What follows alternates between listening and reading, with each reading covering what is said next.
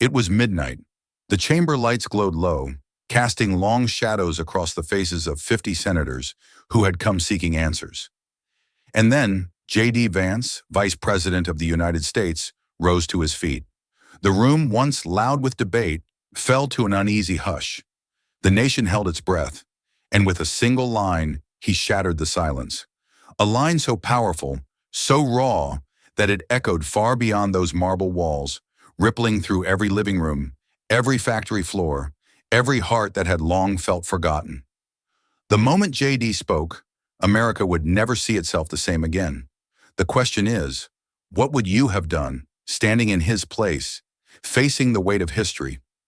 As you listen, remember, this is a dramatized retelling, a story shaped by imagination, but grounded in the real hopes, struggles, and questions that define our time. The characters, the words, the moments you are about to experience may be fiction, but the emotions they stir, those are true. Let this story take you beyond facts, into the heart of what it means to seek truth, to demand better, and to wonder what kind of voice America needs today. This isn't just a story, it's a question, and the answer starts now. The hall was vast, an ancient room steeped in history, where the marble columns seemed to hold not just the ceiling, but the weight of generations.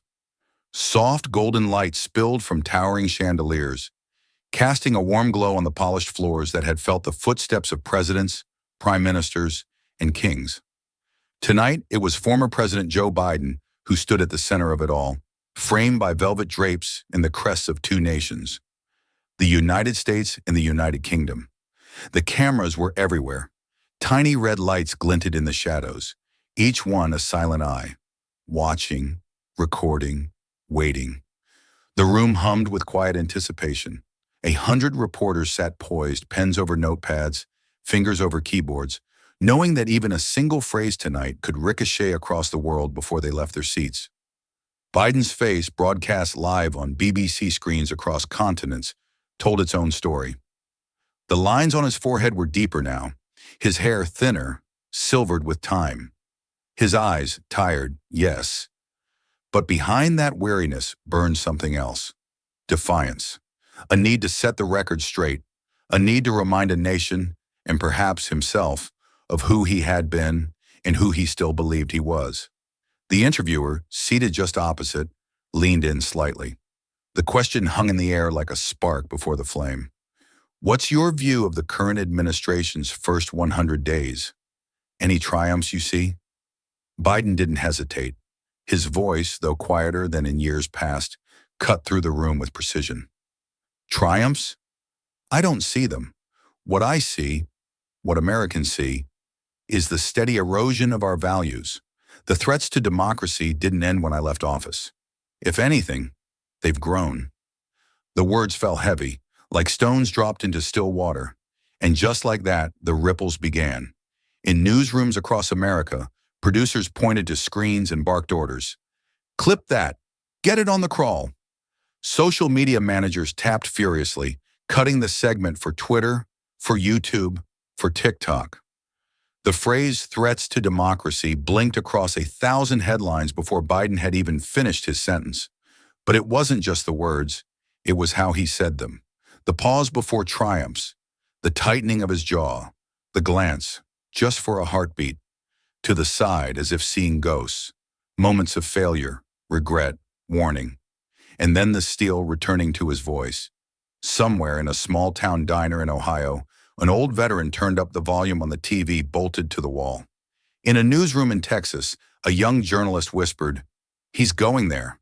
In living rooms, offices, bars, people stopped mid-sentence, mid-sip, mid-breath, listening.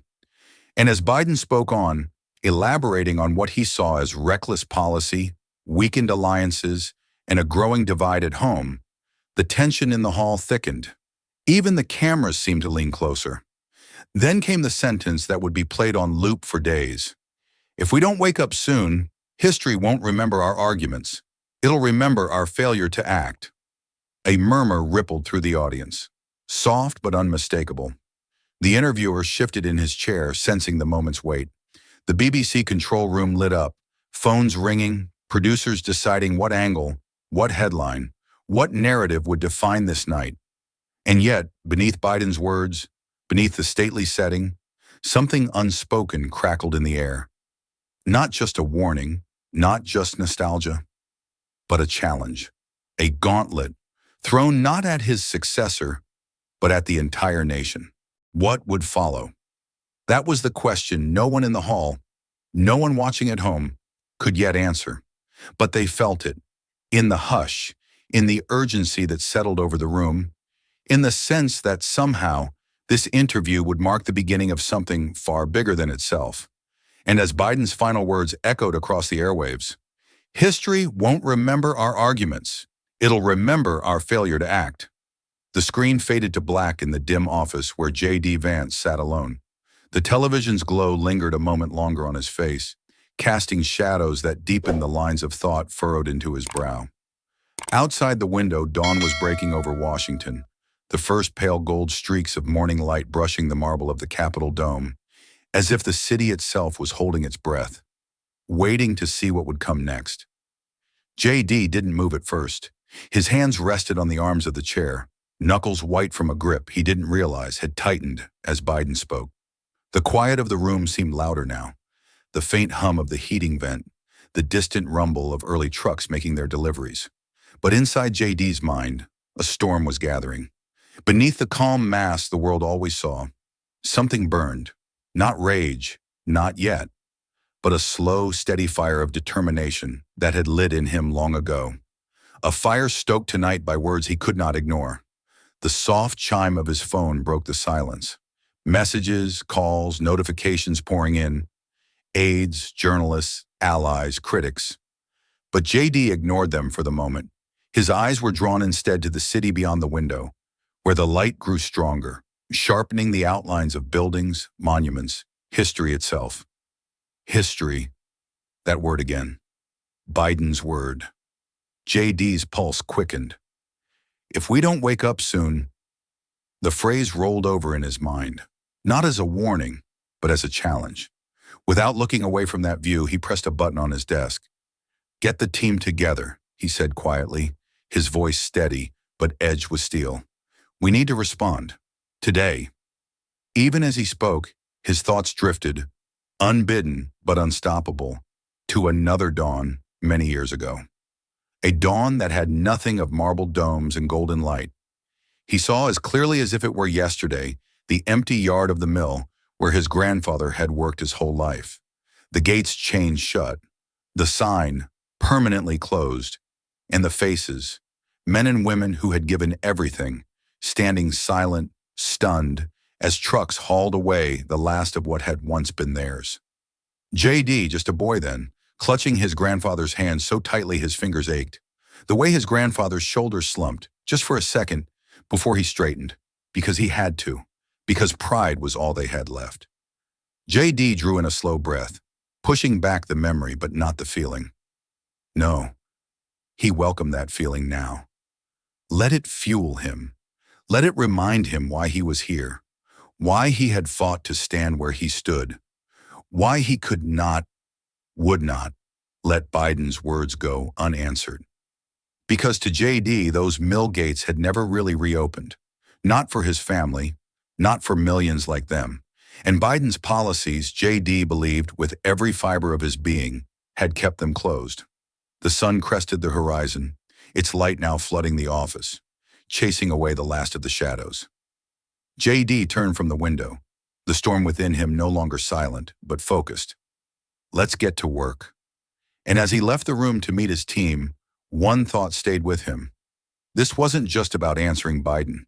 It was about making sure that no one forgot the cost of failure. The door clicked softly behind J.D. as he entered his private study, leaving the golden morning light and bustling corridors beyond. The air inside was still, filled with the faint scent of old books and polished wood, a place where he had come time and again, to think, to plan, to remember. The echoes of Biden's words lingered in his mind like an unwelcome shadow, but the fire within him burned brighter now, shaping itself into purpose. J.D. moved to the heavy desk at the center of the room. Its surface, usually neat and ordered, was soon covered with sheets of paper, a legal pad, and his favorite pen. The one Mama had given him when he graduated law school, engraved with his initials. He sat, leaned forward, and began to write. The words came slowly at first, his hands steady but deliberate, as if weighing each phrase for its truth, its weight, its power to reach those who needed it most. This wasn't about sound bites. It wasn't about headlines. It was about the people who had been forgotten in rooms just like the one Biden spoke from. People whose voices had been drowned out by promises made and broken in halls of power. The room grew brighter as the sun rose higher, casting long beams across his notes, warming the framed photos lining the shelves. And there, almost hidden among them, JD's eyes found it. Mama's picture. She sat on the porch in that worn rocking chair, the one JD had tried to mend a dozen times, her hands folded in her lap, her gaze steady, proud, unflinching. The kind of gaze that told the world, I see you and I won't be moved. JD reached for the photo, drawing it closer, setting it beside his notes as if to draw strength from it, or perhaps to remind himself of the promise he'd made. Not in words, but in the quiet vows we make when no one else is watching.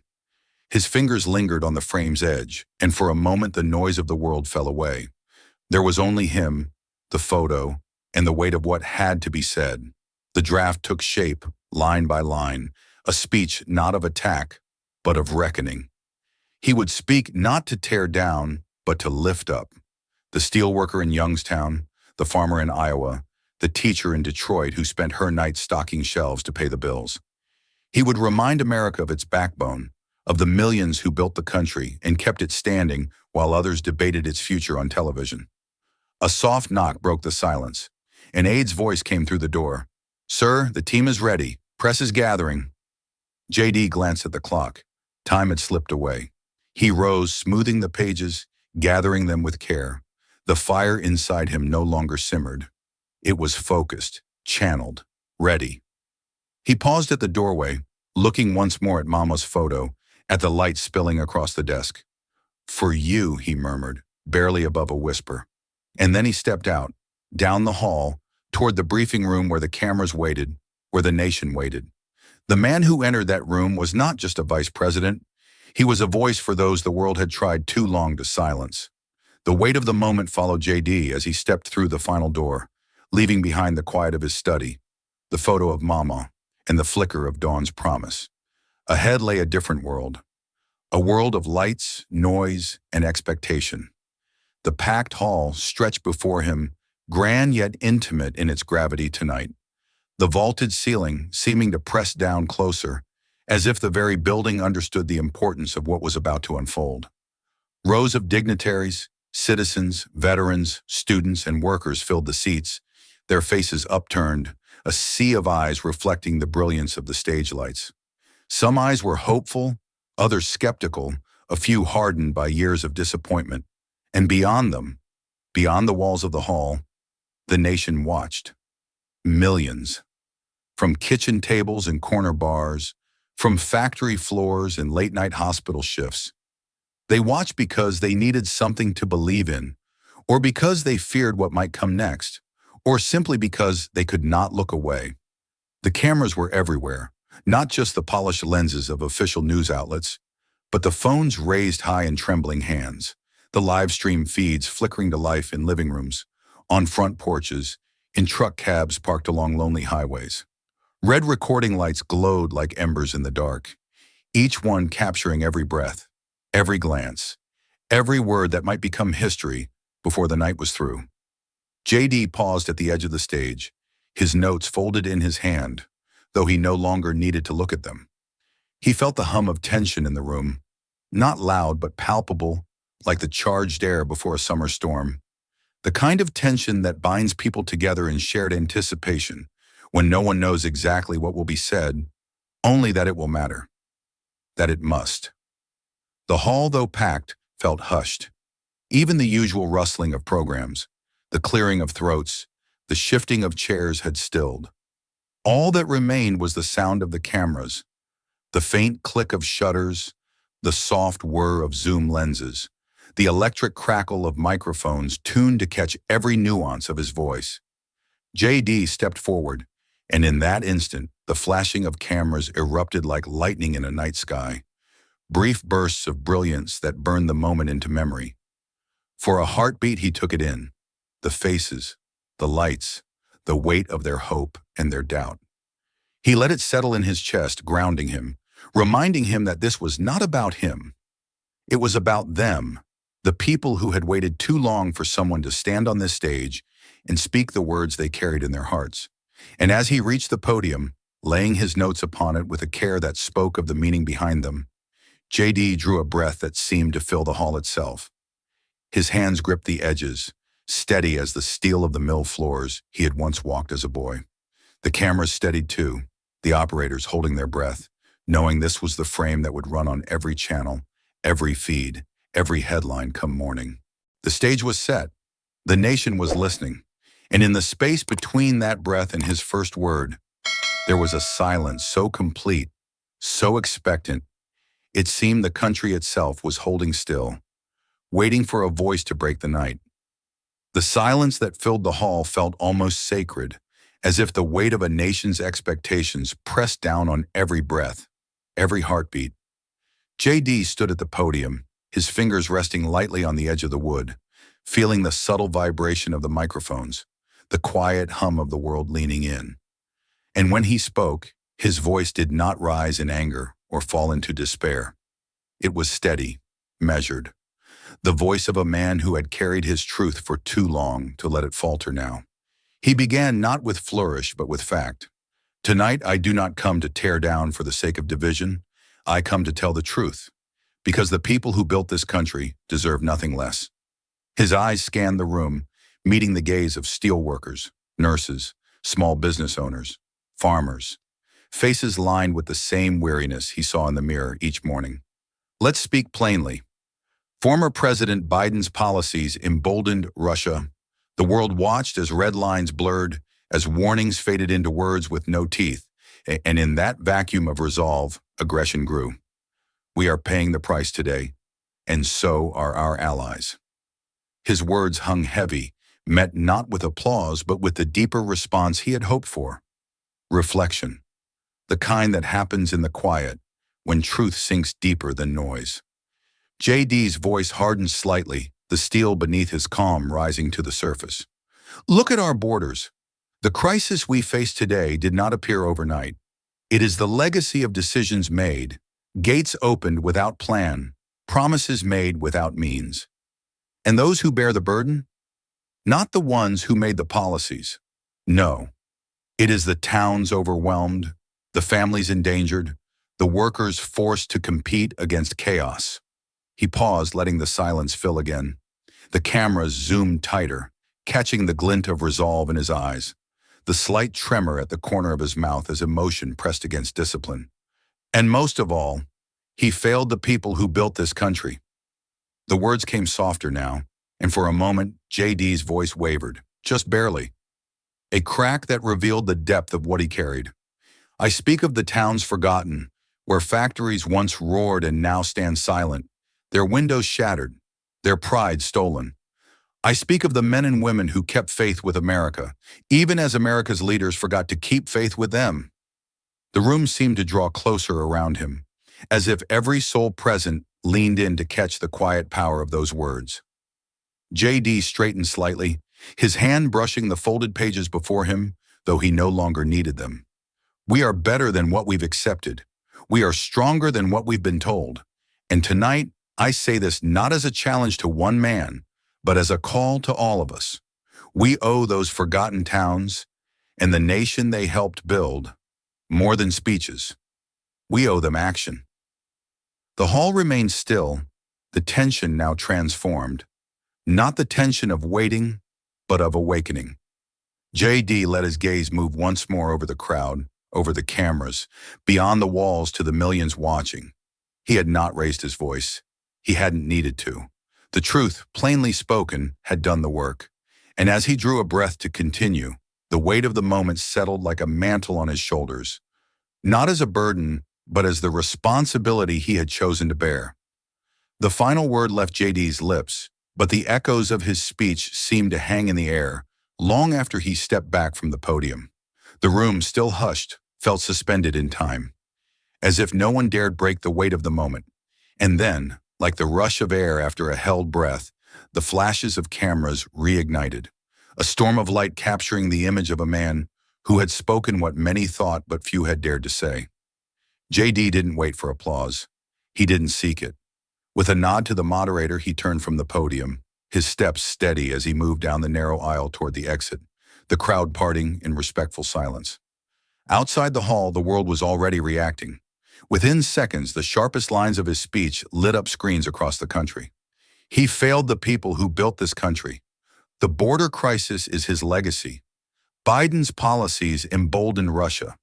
The words clipped from live streams and broadcasts, looped endlessly on television crawls, social media feeds, and breaking news banners. Pundits argued over his meaning before he'd even reached his office. Analysts dissected every phrase, every pause, every shift of tone. Supporters hailed his courage. Critics called him reckless, divisive. The nation's living rooms became arenas of debate. At kitchen tables in Ohio and Pennsylvania, families replayed his words, debating their truth, their cost, their urgency. In veterans' halls, old soldiers nodded, some with pride, some with concern, each measuring his speech against their own hard-earned experience. On factory floors where machines roared and sparks flew, workers caught snippets on radios, phones, the grainy screen of a break-room TV, and felt perhaps for the first time in a long while that someone had remembered them. The media frenzy intensified as the night deepened.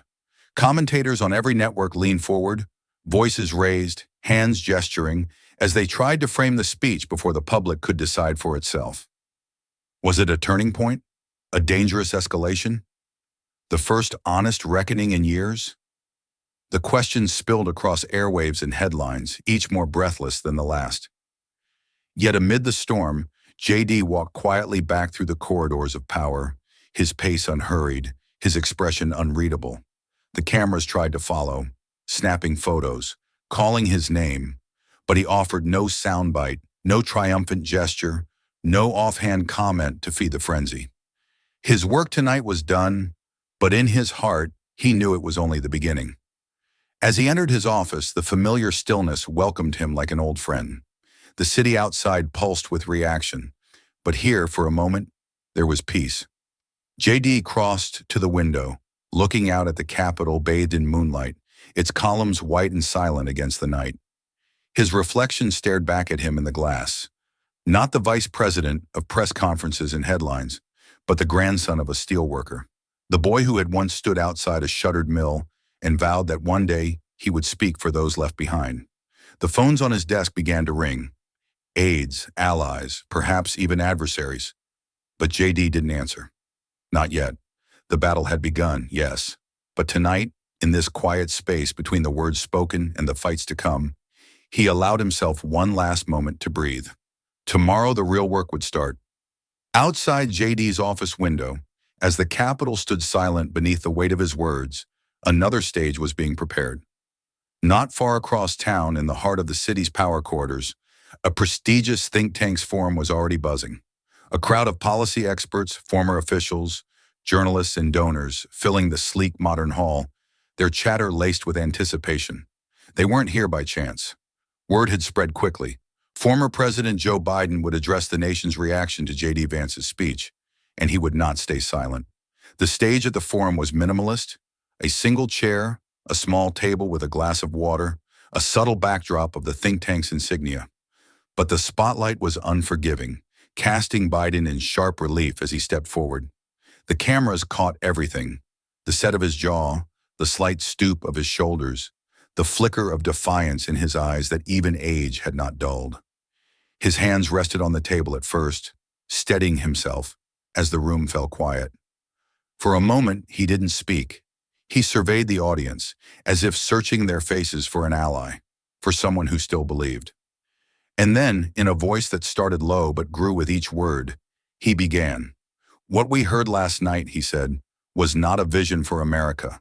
It was a reckless, dangerous populism dressed up as patriotism. I've seen it before. I've fought it before. His words rang out, sharper than many had expected. His hand, once resting calmly, now gripped the edge of the table, knuckles pale beneath the bright stage lights. Vice President Vance can stand at his podium and throw stones at everything we built, everything we fought for. But don't be fooled. There's nothing courageous in tearing down. Real courage is in building, in uniting a divided nation, in holding fast when it would be easier to pander and inflame. Biden's voice rose, the familiar cadence of decades in public life returning, the weight of his years in the trenches of American politics lending gravity to his defense. But beneath that rising voice, the cameras, ever merciless, caught the tremor in his hand, the slight shake as he lifted his glass, the tightness in his expression as emotion pressed against resolve. We strengthened alliances. We stood for democracy abroad and at home. We fought a pandemic. We tried to heal. His words quickened, as if racing the pounding of his own heart. And yes, we fell short at times. But I will never let my work be defined by sound bites from those who seek to divide this country further. The audience, so used to polished talking points and rehearsed applause lines, seemed caught off guard by the rawness of Biden's defense. A few nodded slowly. Others glanced at their devices, the live feeds already ablaze with reactions. Outside the hall, the news tickers spun faster, headlines forming before the speech had even ended. Biden hits back. Biden slams Vance populism. Nation divided on Vance-Biden clash. Biden drew a deep breath, his voice softening for the first time. I'm not here to relive the past. I'm here to remind America that democracy isn't built on anger. It's built on hope, on work, on sacrifice. His hand eased from the table's edge, though the tremor still lingered, unnoticed by few. As he stepped back from the microphone, the applause began. Polite at first, then swelling, though whether from conviction or obligation, no one could say. Biden offered a brief nod, a weary smile that didn't quite reach his eyes. And as the cameras followed him from the stage, the sense was clear. The fight for his legacy had only just begun. The echoes of Biden's speech still lingered in the headlines, in the endless cycles of cable news debate, in the cautious applause that had followed his defiant stand. But J.D. Vance had no interest in trading rhetoric. Where others fought for sound bites, he had chosen a different battleground, one lined with oak panels, heavy chairs, and the cold gaze of history, the Senate chamber. If Biden had defended his legacy with emotion, J.D. would answer with facts. The room was packed, not with the ordinary citizens J.D. most wanted to address, but with lawmakers, staffers, reporters, and the weight of expectations. The lights burned bright overhead, and the microphones stood ready, their blinking red dots signaling that every word, every pause, every glance would be captured, dissected, debated. J.D. sat at the witness table, stacks of reports, charts, and data before him, his hands folded atop them, steady and sure. When he spoke, it was without flourish. Madam Chair, members of the committee, today I don't come with poetry or praise. I come with numbers. Numbers that tell the real story of what's happening in our country. His voice was firm, measured, the voice of a man determined to cut through noise. He held up the first sheet. Border crossings last month, 257,000. That's not an anomaly. That's a pattern created by decisions made in the last administration, decisions we are still struggling to correct. He laid down another. Manufacturing jobs lost between 2019 and 2023, over 430,000. Entire communities hollowed out, not by the invisible hand of the market, but by policies that ignored them, that left them to wither while leaders debated theories. The room shifted, some senators leaning forward, others exchanging glances, already preparing their responses. J.D. pressed on, flipping to the next page. Opioid deaths last year, 107,000. That's not just a number. That's mothers, fathers, sons, daughters. That's the human cost of open borders, of broken promises, of leaders too quick to speak of hope and too slow to act. A murmur rippled through the chamber. And then came the response. Sharp, practiced, meant to draw blood. A senior senator, a staunch Biden ally, leaned into his microphone. Mr. Vice President, we appreciate your concern, but are we to believe that in your few short months in office, you alone hold the answers? That this crisis, decades in the making, is the fault of one man? JD met the gaze without flinching. No, Senator, I'm saying it's the fault of leadership that chooses comfort over truth, slogans over solutions, and I'm here today because the people who pay the price don't have the luxury of waiting another decade while we argue. The senator's mouth tightened. You paint in broad strokes, sir, but what of context? What of the complexities of global trade, international diplomacy, migration patterns? JD's response was calm but edged with steel. Context doesn't comfort a laid-off worker who can't feed his family. Complexity doesn't bring back a child lost to fentanyl. We can debate theories, Senator. The American people need action. The tension crackled now, thick enough to feel, as other senators shifted. Some nodding in agreement, others bristling at what they saw as grandstanding.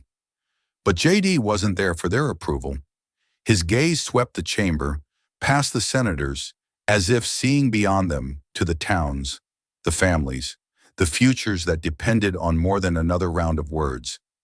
As the hearing moved on, as questions flew and rebuttals formed, JD sat steady. The storm had broken, but he had come prepared.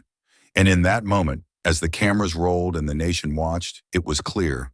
The fight for America's soul had found its next battlefield. The tension of the Senate hearing had barely begun to ease when its ripples spread far beyond the marble walls of Washington. Across the nation, in places where no senator's voice echoed, JD's words found their mark.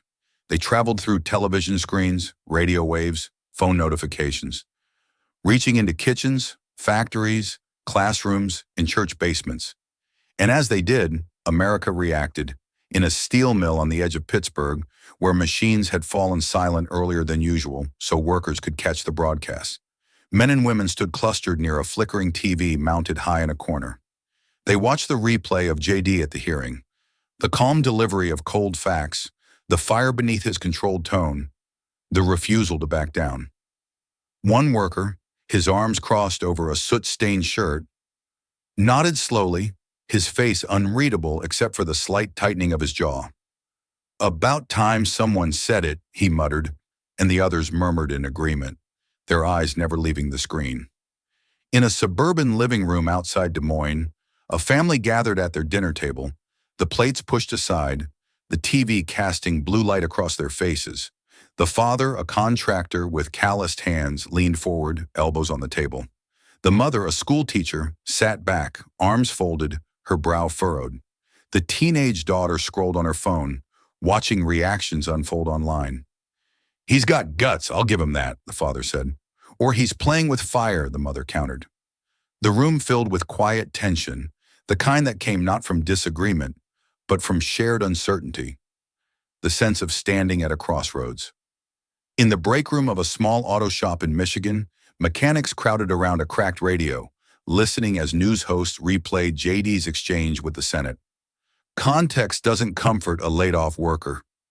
The line crackled through the speaker, and one of the men smacked his hand against the table. That right there, he said, that's the truth they never want to say out loud. The cable news panels were already ablaze. One network framed JD as a dangerous populace, a man fanning flames in an already divided country. Another hailed him as the first real voice for working Americans in decades. Commentators spoke over one another, arguing whether he had spoken necessary truths or reckless provocations. The scroll of viewer comments at the bottom of the screen moved too fast to read, a blur of support, outrage, fear, and hope. And in a small town in Ohio, in a house where the curtains were drawn against the cold, an elderly woman sat alone, knitting needles resting in her lap, her eyes fixed on the television as a replay of JD's testimony aired for the third time that night. She didn't care about the panels or the headlines. What she heard was something deeper. He said what we've felt for years, she whispered, as if afraid the world might hear and argue with her. And in that quiet room, her words felt like a verdict. Not from the pundits or the politicians, but from the people who had waited too long for someone to speak for them. As night deepened and the debates raged on, J.D. Vance's words continued to echo, not just in headlines or hashtags, but in the places that too often went unseen. And as America listened, the weight of what came next began to settle on every town, every home, every heart. The debates on cable news hadn't yet cooled, the public's verdict still fresh in the air, when J.D. Vance stepped once again into the chamber, where truths and half-truths collided beneath the unforgiving lights of a televised hearing. The setting this time was different. A special session called to examine the policies that had, in J.D.'s words, hollowed out the nation's backbone. At the table opposite him sat a former Biden cabinet member, brought in as an expert, a defender of decisions past. The cameras were already rolling, the nation already watching, the tension crackling as sharply as the static of live broadcast. J.D. sat forward, his notes untouched before him. He didn't need them. The facts were seared into his memory, as vivid as the mill gates that had slammed shut on his grandfather's generation. His eyes, steady and direct, met those of the official across from him, a man who had once stood at the heart of power, now summoned to account. "Let me be clear," J.D. began, his voice calm but edged with steel, carrying through the room and beyond to every screen tuned in. "We're not here today to trade theories. We're here because policies have consequences, because decisions made in comfortable rooms like this one have left entire communities in ruin." The official shifted slightly, clearing his throat, preparing to respond. But J.D. pressed on, not raising his voice, yet giving each word the weight of a hammer striking steel. "Your policies didn't just fail. They broke lives." The line landed like a thunderclap in the silence that followed. The official froze, his mouth open as if to speak, but no words came at first. Around them, aides paused in their note-taking. Reporters lowered their pens. Even the cameras seemed to steady, as if the moment demanded more than the usual blur of noise. The official recovered, his voice tight. "Mr. Vice President, with all due respect." J.D. didn't interrupt. He didn't need to. The point had been made, and it was already spreading. In control rooms across the country, producers queued up the clip, marked the timestamp. On social media, the phrase, "they broke lives," was already being quoted, shared, debated. The clip raced through platforms, gathering views by the tens of thousands, then the hundreds, then the millions. People watched it on phones at bus stops, on laptops at kitchen tables, on television screens in bars and break rooms. The line wasn't just heard, it was felt. Inside the chamber, the hearing moved on. Questions asked, answers given, points debated, but the atmosphere had shifted. J.D. spoke again, less a prosecutor than a witness for those absent from the room. The laid-off worker, the small-town mayor, the mother who had buried a son lost to opioids. His words weren't for the official before him so much as for them, and for the country that had forgotten how to listen. Outside, the clip became more than just a moment. It became a spark. Commentators scrambled to frame it. Was J.D. Vance a truth-teller or a demagogue? A voice for the people or a man playing to the crowd? But in kitchens, factories, and front porches, Americans weren't asking those questions. They were replaying the clip, letting the words settle, considering what they meant and what might come next. As J.D. left the hearing, stepping into the bright light of cameras waiting beyond the doors, he said nothing more. The line had already been spoken. The nation had already heard. Now it was up to them to decide what to do with it. The clip had raced through America like wildfire, but with the fire came the storm. Within hours of J.D.'s words flooding the airwaves, "Your policies didn't just fail, they broke lives." The backlash ignited.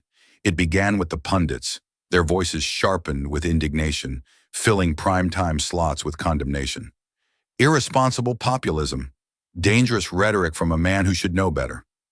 Headlines screamed across digital front pages: Vance fans division, VP Vance's reckless gambit, the line that crossed the line, and then came the hit pieces, editorials dissecting his career, his speeches, his family history, his every vote. Old interviews were unearthed, comments taken out of context, weaponized. Anonymous sources emerged, spinning tales of ambition cloaked in outrage. News panels speculated, was J.D. Vance the savior of the working class, or just another politician willing to burn bridges for applause? The scrutiny was relentless. Cameras camped outside his home, microphones thrust toward his aides, every gesture, every glance analyzed for cracks in his resolve. His phone filled with messages, some of support, many laced with anger, threats, warnings. Security was tightened. Advisors urged caution, some whispering that a softer tone might cool the flames. But JD said little, choosing instead to listen to a different voice, the one that had called him to this fight in the first place. Late one night, after the cameras had left and the city's noise had quieted, JD sat alone in his office, the glow of a single lamp illuminating the papers before him. Not briefing memos, not polling data. Letters. Real letters. Handwritten, typed, some scrawled in pencil on lined paper. Letters from Americans he had never met, voices that cut through the storm outside. He unfolded the first, the shaky handwriting of an elderly veteran. You spoke for me.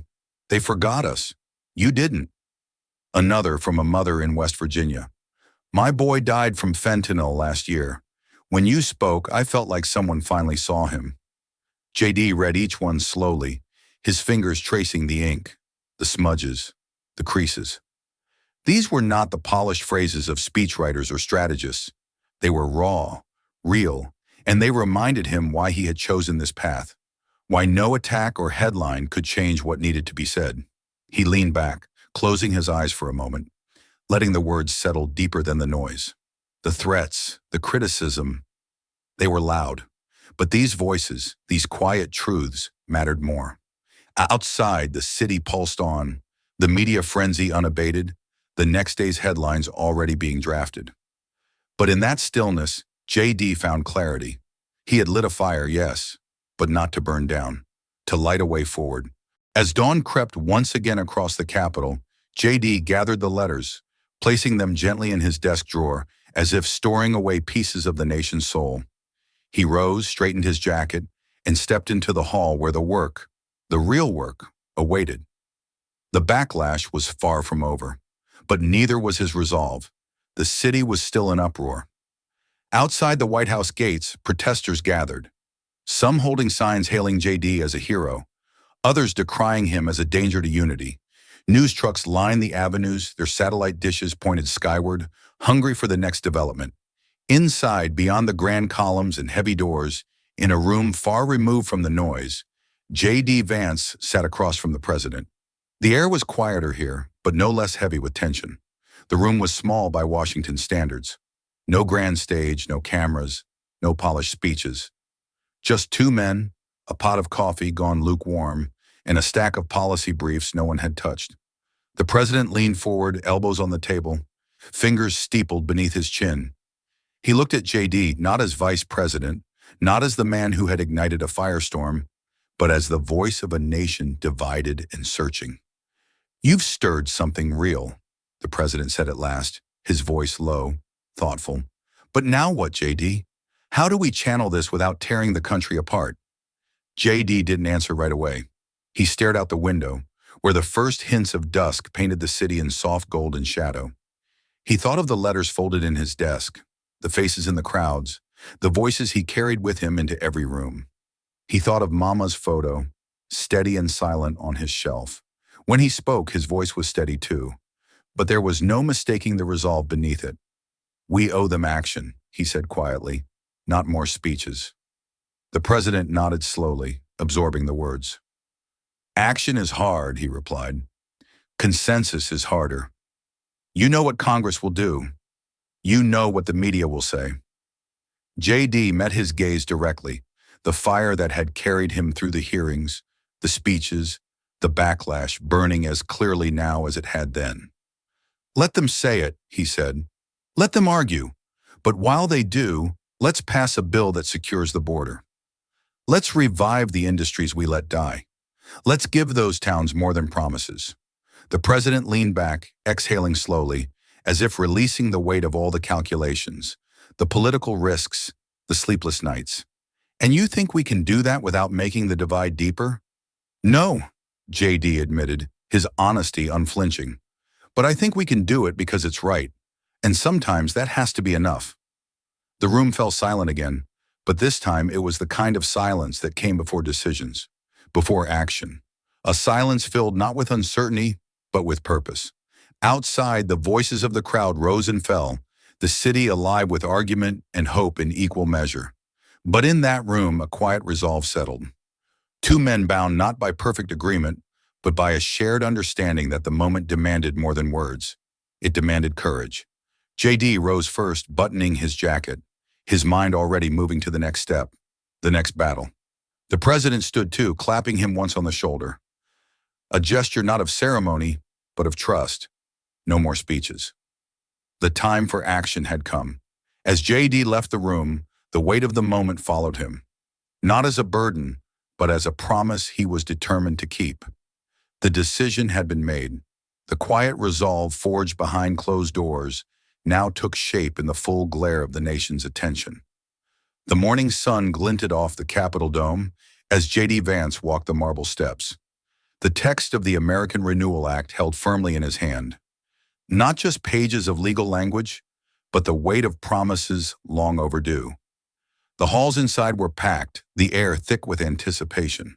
Journalists crowded the edges, pens poised, cameras rolling, capturing every step, every glance, every flicker of emotion that might betray the stakes of this day.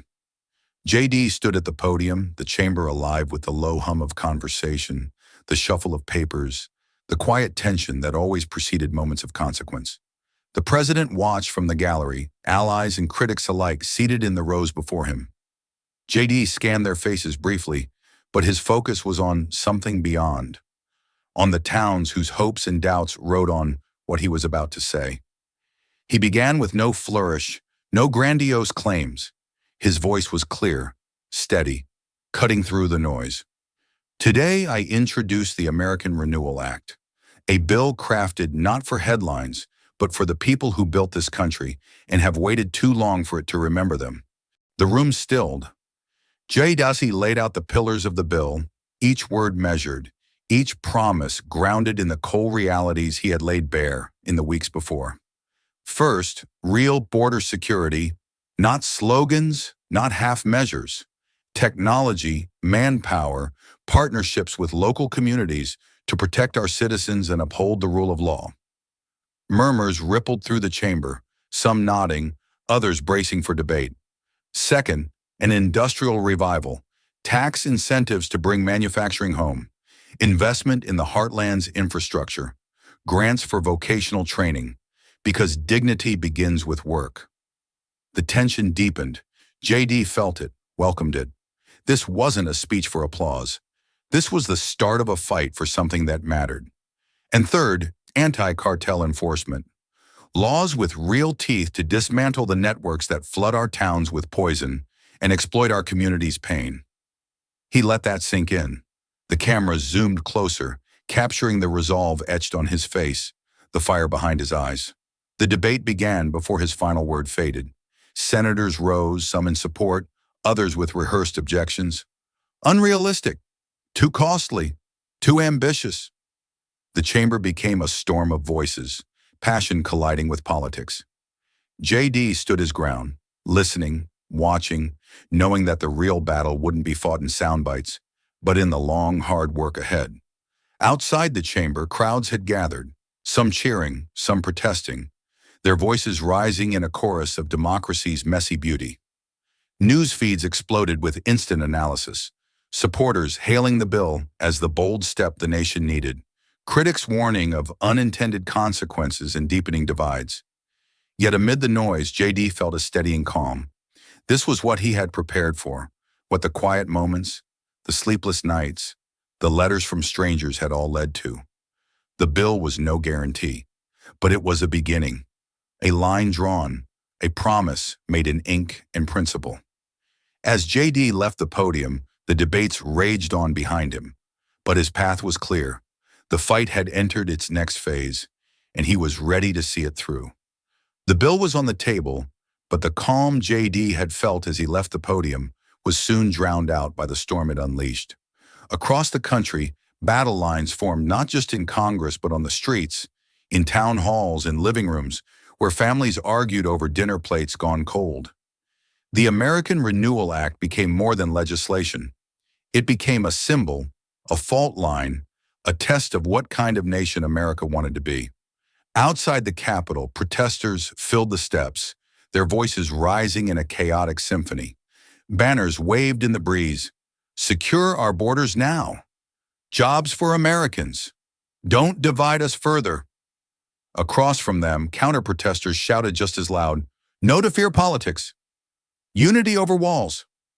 The space between the two groups was patrolled by weary officers, their faces tense, their eyes darting between signs and raised fists, hoping words wouldn't turn into blows. On cable news, the frenzy intensified. Networks ran fiery panel discussions late into the night, graphics flashing, talking heads shouting over one another. One channel called the bill the most important economic reform in a generation. Another labeled it a dangerous step toward isolation and division. Social media feeds became battlegrounds of their own, hashtags trending and clashing like banners in the wind. Hashtag Renew America, hashtag Vance Divides, hashtag Jobs Not Talk, hashtag Dangerous Populism. Yet while the nation debated, JD chose a different stage, not the studios or the steps of the Capitol, but the towns and cities that had filled his speeches and shaped his mission. He traded the marble halls for community centers with flickering lights, union halls with peeling paint, school gyms where the bleachers creaked beneath the weight of worried families. In a small Ohio town, he stood before a crowd of steelworkers and their families. The room was packed, the air heavy with the smell of old coffee and grease from boots worn down by years on the line. One man stood, voice rough with frustration. "We've heard promises before, Mr. Vice President. What makes this one different?" JD didn't flinch. He stepped closer, meeting the man's eyes. "Because this time, I'm not asking you to trust a speech. I'm asking you to help me make sure the work gets done." In a farming community in Iowa, a woman approached him after a town hall, her hands calloused, her eyes bright but tired. "I'm scared," she admitted. "Scared it won't be enough. Scared it'll tear us apart more than we already are." JD listened, really listened, the kind of listening that comes not from political training, but from having once stood in similar shoes. "It won't be easy," he said softly, "but doing nothing, that's what'll tear us apart. We've tried that for too long." At each stop, he took the time. No cameras, no speeches, just conversations. He heard their doubts, their anger, their cautious hope, and he carried those voices with him, adding them to the ones he'd already promised to fight for. Meanwhile, the temperature of the nation continued to rise. Town halls across the country erupted into arguments, neighbors shouting over neighbors, friends divided by fear and hope in equal measure. But amid the storm, JD's path remained steady. He had chosen this fight, and no headline, no chant, no angry pundit could steer him from it now. The nation was on edge, yes, but for the first time in a long time, it was also engaged, and that, JD believed, was the first step toward change. The weeks of debate, the protests, the arguments in town halls and over kitchen tables, it all came down to this. The Senate chamber was packed, the weight of history pressing down on the marble walls, the carved wood, the silent galleries above, the usual hum of side conversations, the shuffle of papers, the click of pens, gone. In their place was a tension so thick it seemed the air itself held still, waiting. JD sat at his desk on the Senate floor, the final draft of the American Renewal Act before him, the ink of last-minute amendments barely dry. He glanced up at the galleries where ordinary citizens had gathered, veterans in worn caps, steelworkers in union jackets, teachers in modest blouses, farmers with sun-creased faces. They didn't cheer. They didn't wave. They watched, their hopes and fears etched into every line of their faces. The roll call began. One by one, senators rose to speak their votes. "Aye," "No," "Aye," "No." The rhythm of democracy, steady but relentless, each word tipping the balance, drawing the nation closer to one future or another. JD kept his gaze forward, his expression calm, but inside every vote felt like a drumbeat in his chest. He knew the math. He knew it would be close, too close. As the names echoed through the chamber, as the tally grew, as hands clenched the edges of desks, as eyes darted toward the scoreboard, the nation held its breath. A senator long thought a certain no stood and surprised the room with a quiet, firm aye. A murmur rippled through the chamber. The final votes came, the swing votes, the undecideds, the ones who had stayed silent through the weeks of debate. And when the last name was called, when the clerk read out the tally, the room seemed frozen in that heartbeat between doubt and history. The bill passes. The words were simple, but they unleashed a storm. The chamber erupted, some with applause, some with shouts of dismay. Reporters scrambled to file their stories. Cameras zoomed in to capture every reaction, every tear, every clenched jaw. In the galleries, the people JD had carried in his heart through every speech, every hearing, every sleepless night. They rose, many in silence, a few with quiet cheers, more with tears they didn't bother to wipe away. JD let out the breath he hadn't realized he'd been holding. He rose slowly, his hands steady, his gaze sweeping the room, not in triumph, but in acknowledgement. The fight wasn't over. The hardest work was yet to come. But tonight, they had taken a first step. The president approached him on the floor, their eyes meeting in a moment that needed no words. But JD spoke anyway, low enough that only the two of them would hear. For them, he said simply, not for us. The president nodded, the weight of that truth shared between them. They shook hands, not for the cameras, not for history books, but for the people whose lives, at last, had been given more than promises. And as JD left the chamber, the storm of reactions swirled around him, but his path was clear. The bill had passed. Now came the work of making it real. The news of the bill's passage had barely settled before the networks announced it. Former President Joe Biden would speak, not from a grand stage or a campaign rally, but from a simple lectern in a small university auditorium, a place where, decades ago, he had given one of his first speeches on public service. The symbolism wasn't lost on anyone. Tonight, Biden wasn't addressing a crowd. He was addressing history and perhaps his own conscience. The room was modest. A few students, faculty, and press filled the front rows, their faces solemn, expectant. The backdrop was plain, a single American flag standing beside the lectern, its fabric motionless in the still air. The cameras framed him tightly as he stepped forward, his gait slower now, his shoulders a touch more stooped than before. The weight of years, of battles fought and lost, of victories that had faded into controversy, seemed to rest upon him. Biden's hands gripped the sides of the lectern, steadying himself not against weakness, but against the enormity of what needed to be said. His eyes scanned the room, but it was clear his words were meant for far beyond these walls. When he spoke, his voice was softer than the fire of his younger years, but no less resolute. Tonight, I speak not as a former president, not as a politician, but as an American who loves this country with all my heart. He paused, the silence filling the space between his words, heavy with the sincerity they carried. I know these have been hard days. I know my legacy is debated, dissected, doubted by some. But I want you to know, every decision I made, every policy I pursued was done with one goal, to hold this fragile thing we call democracy together. His gaze dropped briefly to his notes, but he didn't read. Instead, he spoke from the place where memory and conviction met. We did not always succeed, we fell short at times, and I accept my share of that. But we tried. We tried to build bridges where others saw walls. We tried to heal where others sought to divide. Biden's voice wavered for the first time, not from uncertainty, but from the emotion of looking back at a lifetime's worth of choices. I hear the voices calling for change. I see the passion in the streets, in the halls of Congress, in communities long overlooked. And I say this to them, do not let righteous anger turn into reckless extremism. Do not let the fight for justice become a fight against one another. The cameras caught the glisten in his eyes as he lifted them again, as if seeing not just the room but the nation he had tried so hard to guide. Unity is not a slogan, it is work. Hard, messy, imperfect work. And it is the only path forward.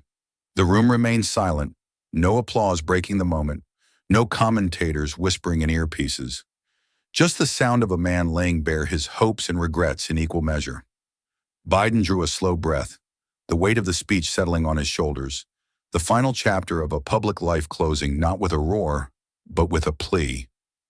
May we find a way, he finished quietly, to remember that we are all, still, Americans first. And as he stepped back from the lectern, his hand brushed the flag gently, the fabric rustling for the first time all evening. The cameras faded to black, and the nation for a moment paused, unsure whether to mourn, to hope, or simply to listen. The echoes of Biden's final address still lingered in the nation's conscience, his words stirring reflection in some, renewed resolve in others.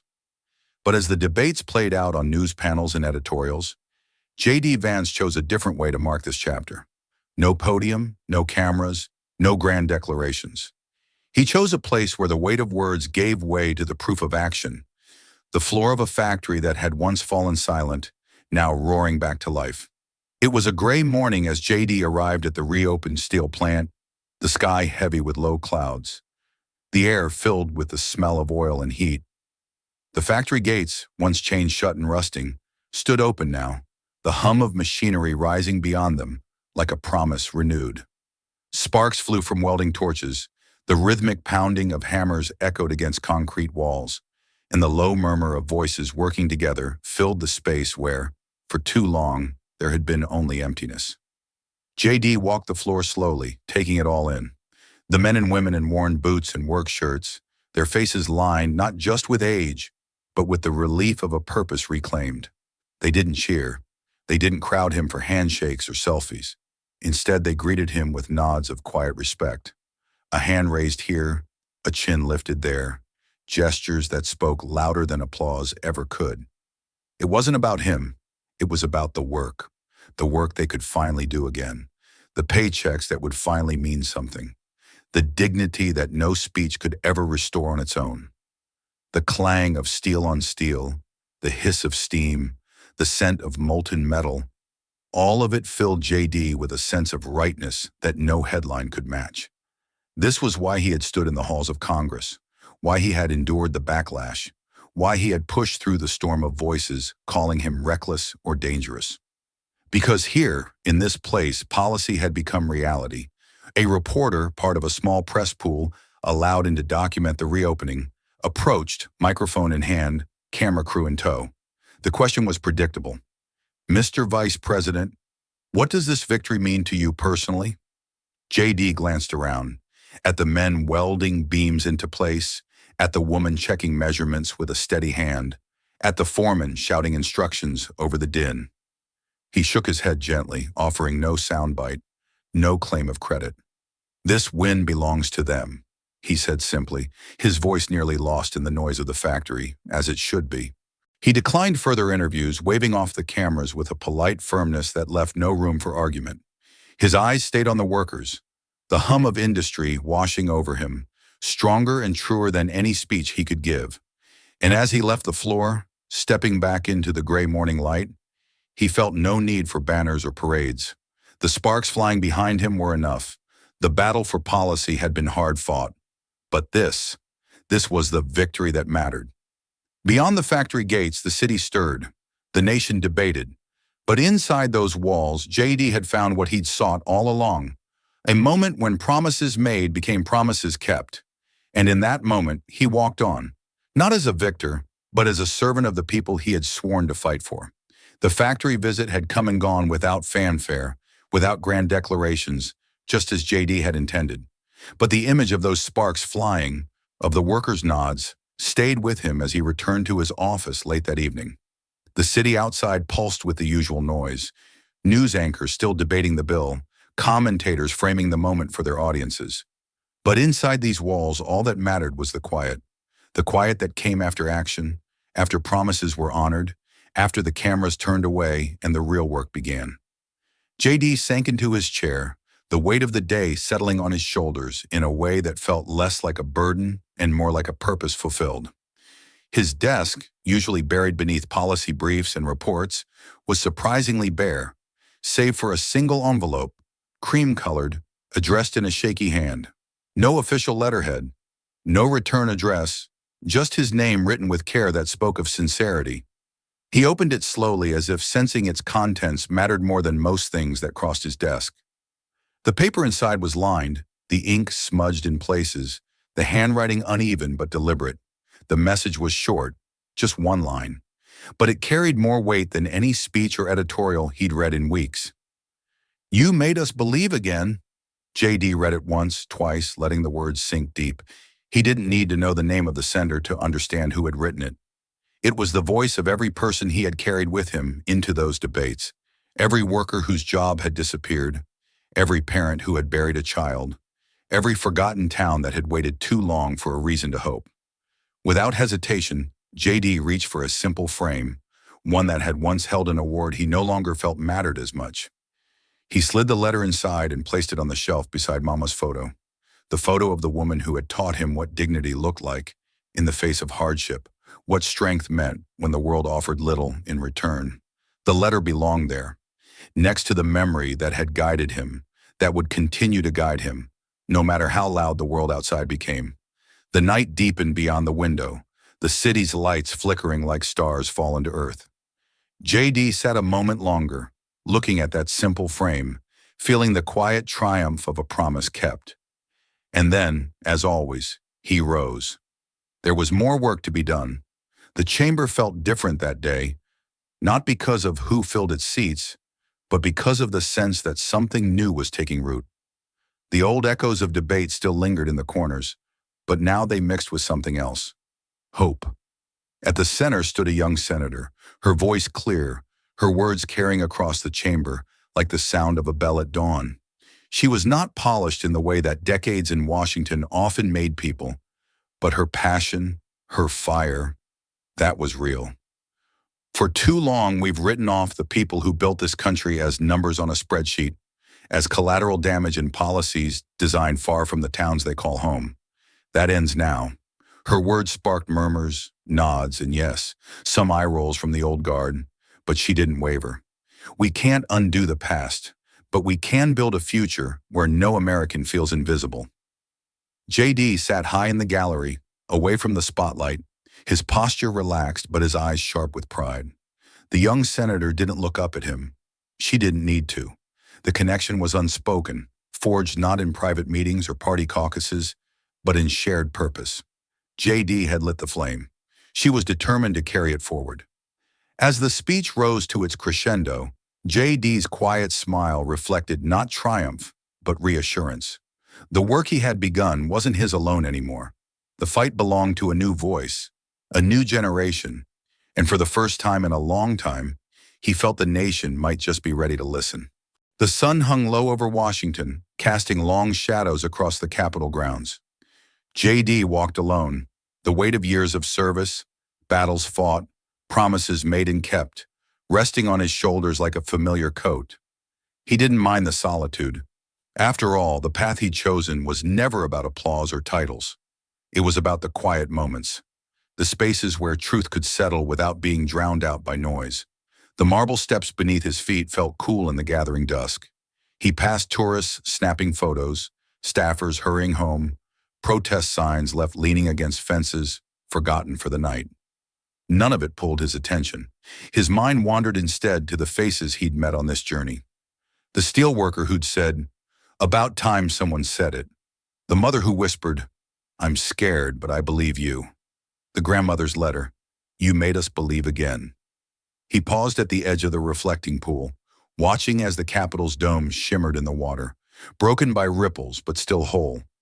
The metaphor wasn't lost on him. His country too had been tested, shaken, but endured. Truth doesn't need power, it just needs a voice.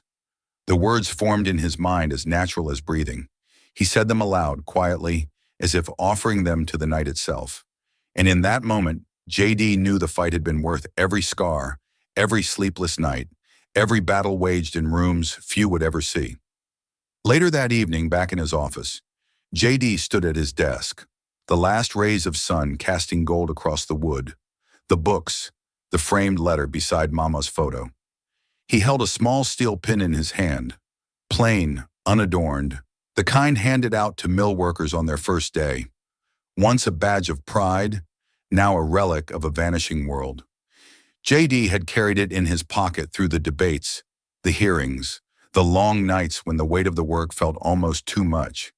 He'd touched it during speeches, felt its cool edge when the cameras were off and the doubts crept in. To him, it wasn't just metal, it was memory, legacy, a promise forged in steel.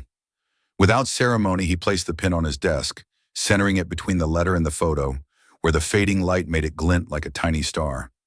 He stood there a moment longer, his fingers resting on the desk's worn edge, as if anchoring himself in this quiet space one last time. We remembered them. That's enough. The words left him in a whisper, not for any audience, not for history books, but for himself, and for those who would come after. JD stepped away, leaving behind no grand declaration, no boastful farewell.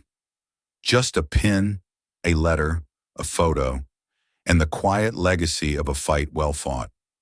This story reminds us that real leadership isn't about loud speeches or headlines. It's about the quiet courage to stand up for those who've been forgotten. JD's journey shows that true change happens not through division, but through persistence, listening, and action that speaks louder than promises. His legacy isn't a monument or a title, but a steel pin, a letter, and the lives touched by his fight. It's a reminder that hope can be rebuilt, piece by piece, when someone dares to use their voice for the voiceless. What about you? Have you ever seen someone, or been someone, who chose to act quietly but made a lasting difference? If this story touches you, don't let it stop here. Like, share, and subscribe to JD Stories, where every voice matters and every story echoes far beyond the screen. This story is a fictionalized and dramatized narrative created for educational, inspirational, and storytelling purposes. While it may be inspired by real public events, people, or societal issues, it includes imagined dialogue, reconstructed scenes, and character interpretations meant to highlight broader themes of justice, dignity, and resilience. Any resemblance to actual events or individuals beyond public knowledge is purely coincidental. We do not intend to defame, mislead, or harm, but to invite reflection and meaningful conversation. Thank you for watching JD Stories.